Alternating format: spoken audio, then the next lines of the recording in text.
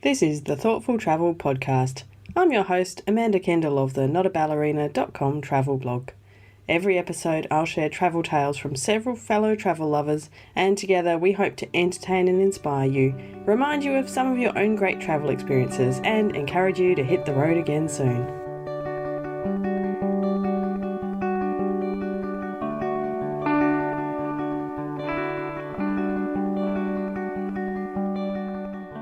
Hello and welcome to episode 42 of the Thoughtful Travel Podcast.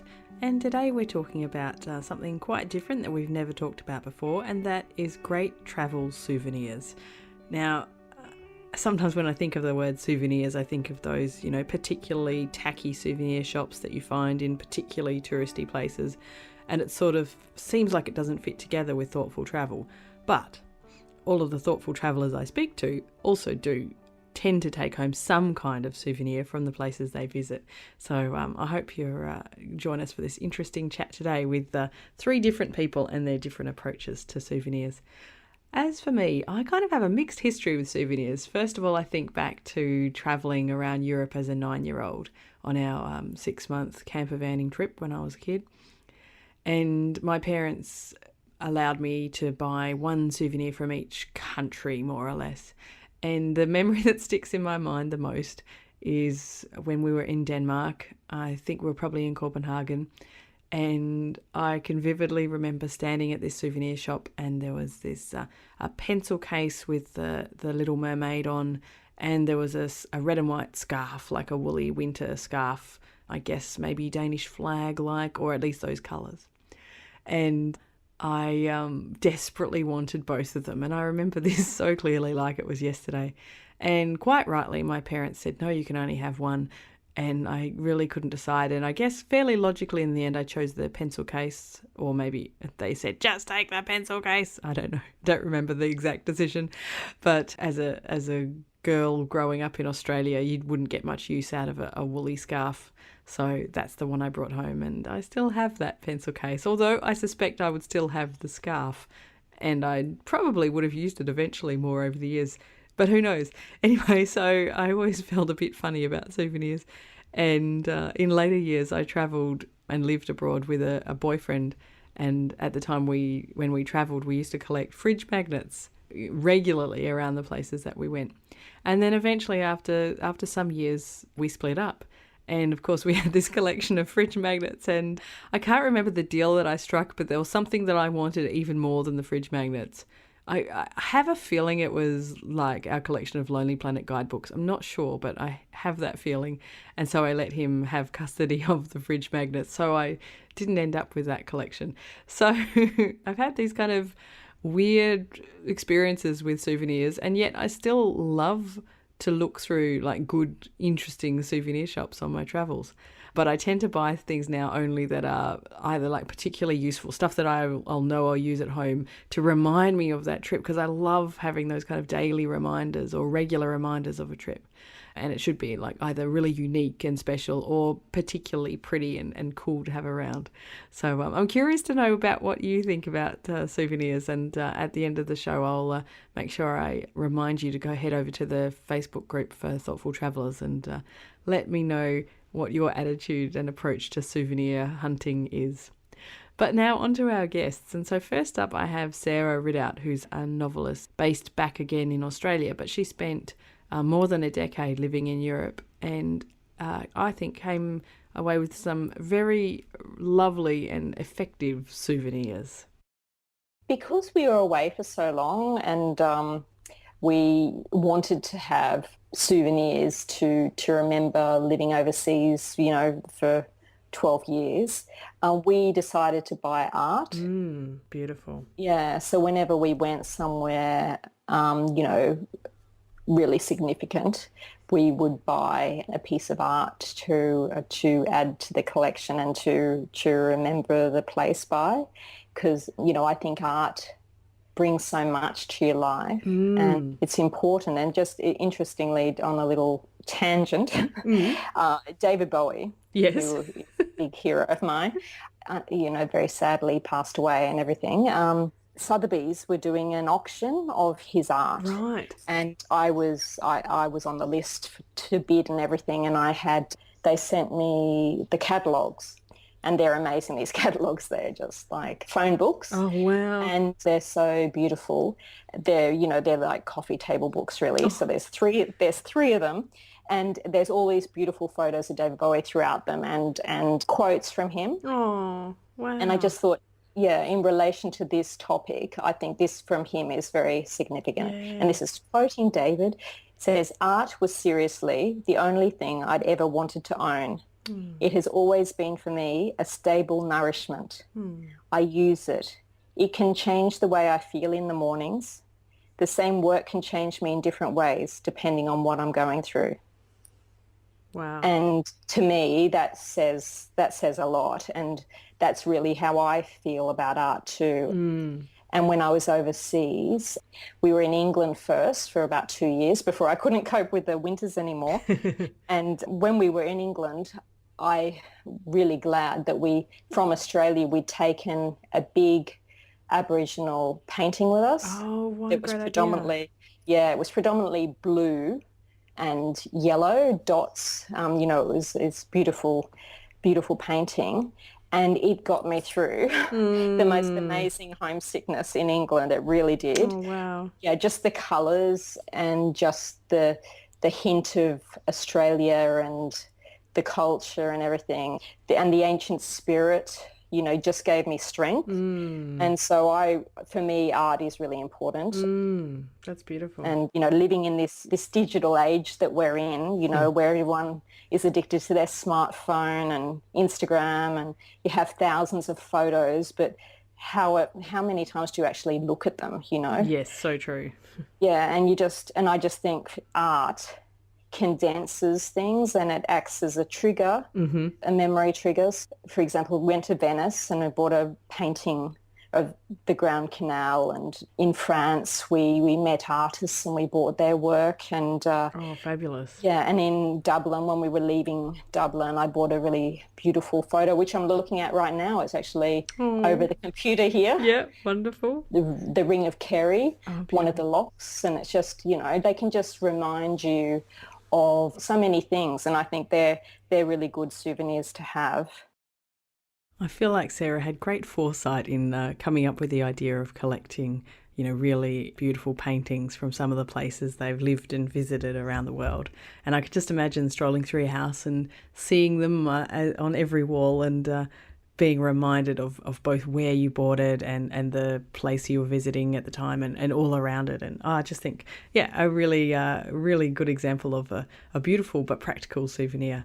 I wish I'd done the same, but I guess I was living out of a backpack a lot when I lived abroad, and I don't know where those paintings could have stayed as I travelled. I'm doing it a little bit though retrospectively. Not long ago I got a couple of really lovely prints off Etsy, in fact, that I think a very clever artist had designed of a couple of beautiful European cities. One of St. Basil's Cathedral in St. Petersburg, my all-time favourite building. Excuse me, not in St. Petersburg, in Moscow. I've been thinking about the Church on Spilled Blood in St. Petersburg recently as well. So both beautiful, beautiful buildings. So yes, my print is of St. Basil's in Moscow, and the other print is looking over the roofs of Dubrovnik. I'll put a picture up in the show notes so you can have a look. I'm excited every time I see those. So perhaps I just need to do some retrospective art hunting, and that will make me happy. Our next guest is Julie Jones, and Julie's approach to souvenir shopping has evolved over the years of her travels. In the early days, we probably collected all the touristy stuff like the majority of people. But now we tend to collect, so we always collect a Christmas ornament from somewhere. Oh. So then as we decorate our Christmas tree at Christmas, we have things like a yellow cab from New York, and we have the Hollywood sign that we bought in, whatever store it was in Hollywood, Hollywood and Highlands in Los Angeles. And it's just a really lovely way of kind of at the end of the year, when you're already reflecting on things, to be hanging your ornaments and going, I remember when we bought this, and that sort of thing. So I really love buying that. And places like Disneyland, I guess the kids would collect all the pins. That would be what they would collect, because I guess they're small and yes, they're not dust collectors. Yes, That's yes. really good. So I much prefer to collect those sorts of things now, or maybe something for the house that's, a nice picture. I'm dreadful for collecting pictures in New York. I went to the Eloise store in the Plaza Hotel, Uh-oh. and there was the most beautiful, beautiful limited edition picture. And I was saying to my husband, do you think we can fit this in the suitcase? And he's saying, I really don't think so. Anyway, about 3 days later, we trotted back to the Plaza Hotel and bought the print, which now hangs beautifully in my daughter's bedroom. Oh, see, perfect. And you think of New York every time. Did you measure the suitcase? Is that why you trotted back, or you just couldn't bear to not buy it? No, I was trying to talk myself out of buying it. I was really being sensible in that moment. But it didn't last. I won't buy this picture because that's really silly, because we've still got about 3 weeks of travel to go. Mm-hmm. But no, the picture really drew me in, and I'm still very happy with the picture. So I think if you buy careful things rather than, lots of things, that's the most important. Yeah, absolutely. Something that really reminds you of somewhere that's special rather than just trinkety for the sake of having it. Yeah, absolutely right. Like, yeah, when I was a kid and we travelled, it was, and I've still got some of them, to be fair, very trinkety things, but to be fair, I still have them because they are so sentimental and they still remind me of the places, but it's not the sort of stuff I would buy now. But yeah, now it's stuff that I can, put on the wall, or I know I've got a space in my home where it'll just really, it'll just fit and it will remind me of it always, so. Well, when I was a kid, we travelled for 6 months around Europe, and Mum and Dad bought me a charm in each country. Oh, and I still idea. have my charm bracelet, and that's a really lovely thing because they're tiny, like they're very small, and it's all on one bracelet, and it's that reminder of, collecting them and choosing and, the whole thing, so. Oh, that's perfect. Yeah. Yes, we did the same. We camper vanned around Europe for 6 months when I was a kid, and that's where my whole love of travel came from, so. Yeah. Same with me. That's exactly what I always say. That's where mine stem from too. Isn't that funny? Yeah, so it's all my parents' fault. It's nothing to do with me. No, exactly. Yeah. Cool. Excellent. I really love the idea of the Christmas ornaments, and I wish I had thought to do that earlier. I've heard it from I've maybe seen it online. It's such a nice idea. It is a lovely idea, but you can start it from now. Well, that's true. Absolutely. And I think it's much easier. I think in the early days, probably it was more in America that you could buy the Christmas ornaments, but now I tend to see them wherever we go. Oh, right. Yeah. Yeah, so I always thought that while I lived in Germany, I would get masses of Christmas decorations and bring them home. Beautiful. I know, and I don't have them, so I'll have to just go back.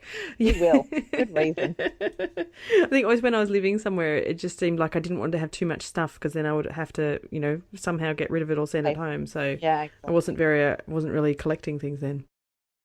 Julie's advice to buy careful things rather than lots of things, to carefully consider what it is that you're going to take home as a souvenir, I think is really good advice.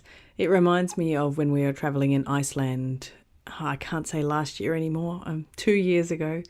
Oh, I really need to get back to Iceland so I can say it was more recent. I had one not very large backpack with all of my stuff and all of my son's stuff, and because we were spending some time in Iceland where it was very cold, despite being summer, and then some time in Germany where it was quite warm because it was summer, I had all kinds of clothes and it was just so hard to fit everything in. And so I insisted that my son was very, very careful about the souvenirs that he chose.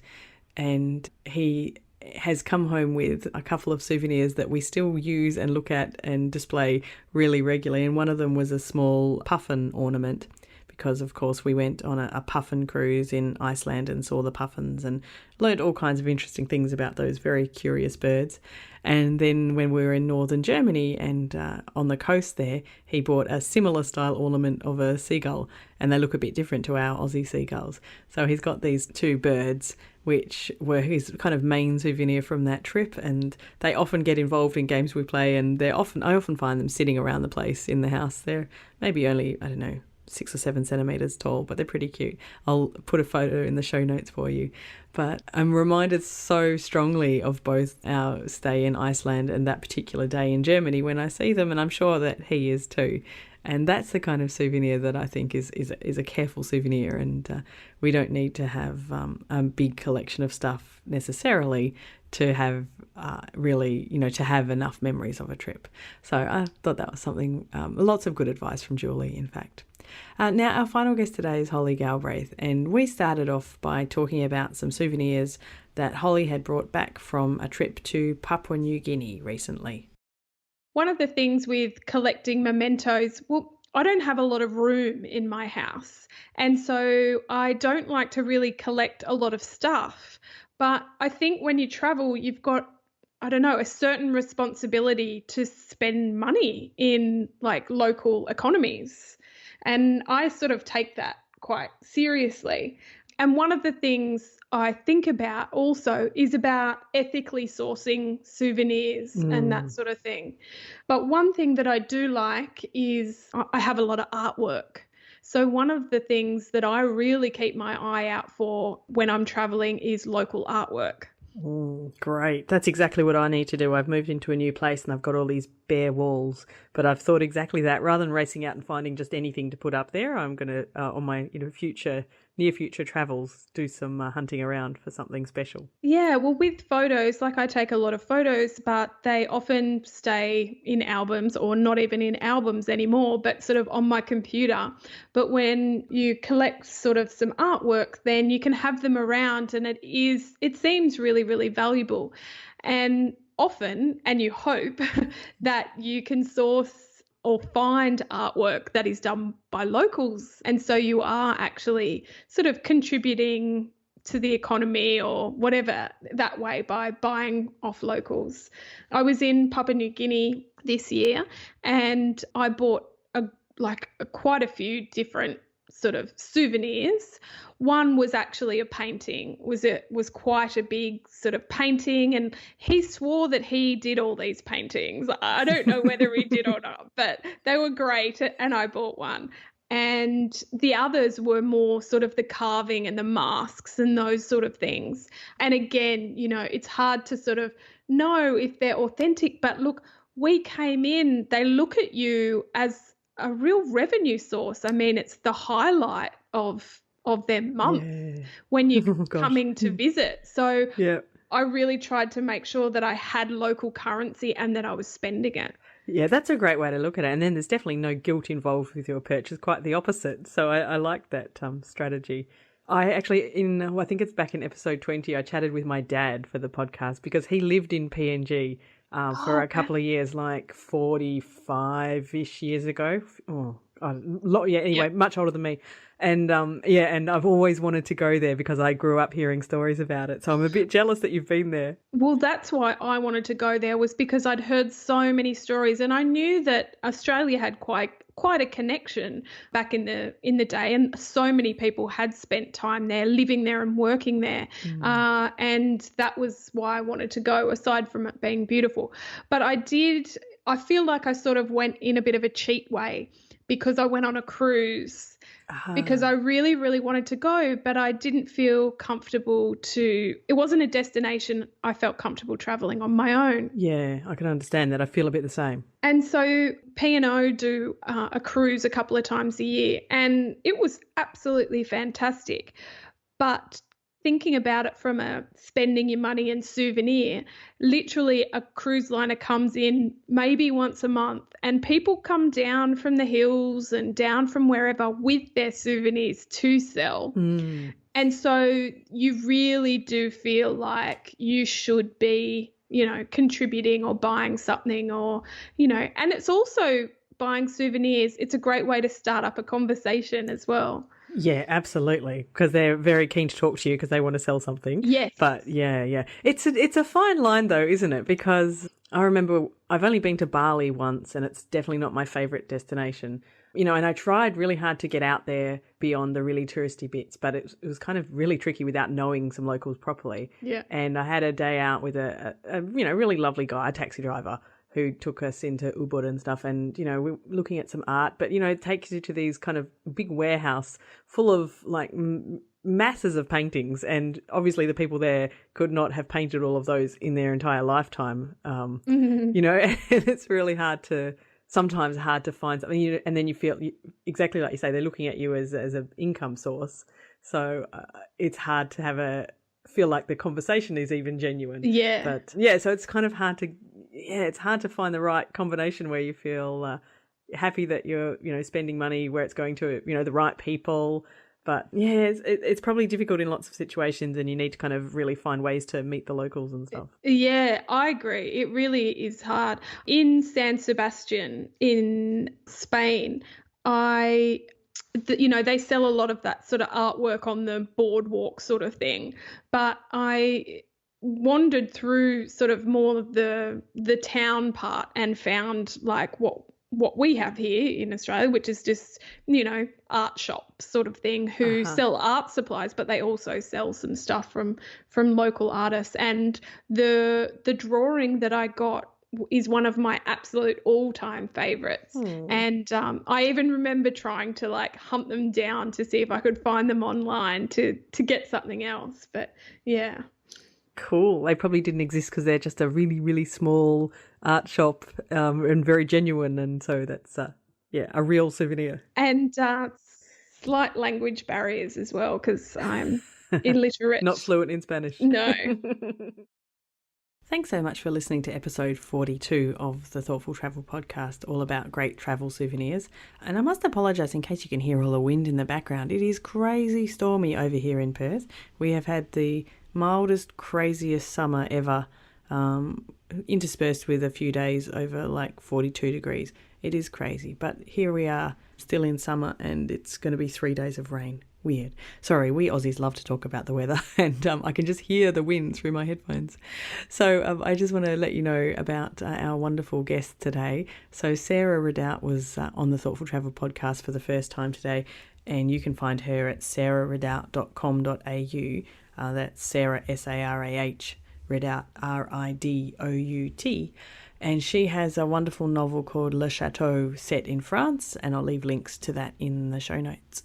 Thanks again to the lovely Julie Jones for coming back on the Thoughtful Travel podcast from Have Wheelchair Will Travel. You can find her at havewheelchairwilltravel.net, and it's worth looking up her Facebook community as well because it's a very thriving one. And finally, Holly Galbraith, you can find her at hollyg.com.au, which is a nice, easy website to remember. And she runs the Great Tourism Upgrade podcast, so I'll leave a link to that in the show notes as well. As always, don't forget to come over to the Thoughtful Travellers Facebook group.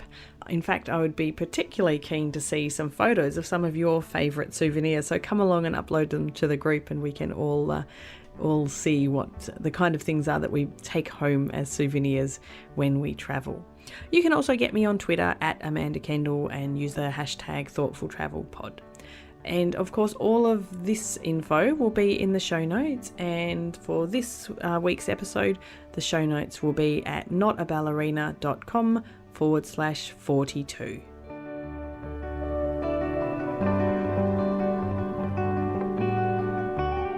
This has been another episode of the Thoughtful Travel Podcast. Show notes and other information are at notaballerina.com/podcast. Join me again soon for another chat about why we travel. Bye for now.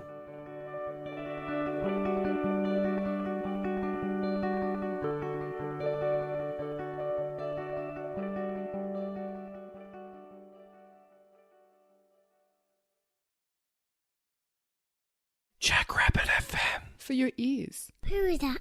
Hi, Podcast.